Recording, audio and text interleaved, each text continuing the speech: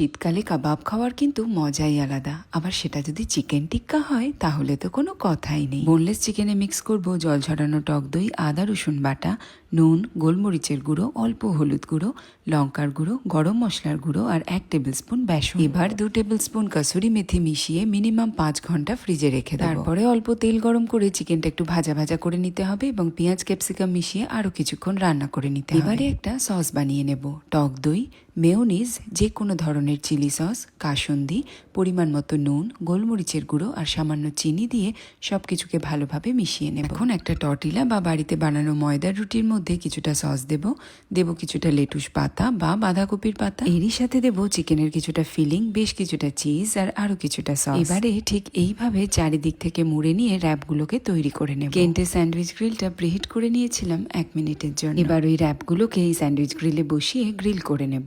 না একটুও খেয়াল রাখতে হবে না, কারণ চিজগুলো গলে গেলেই স্যান্ডউইচ গ্রিলটা নিজে থেকেই অফ হয়ে যাবে। ব্যাস, তাহলে তৈরি হয়ে গেল গরম গরম লোভনীয় স্বাদের চিকেন টিক্কা র্যাপ। আর এই র্যাপগুলো যদি তোমরা টিফিনে নিয়ে যেতে চাও তাহলে অবশ্যই কিন্তু চিজটা ছাড়া বানিও। Thank you.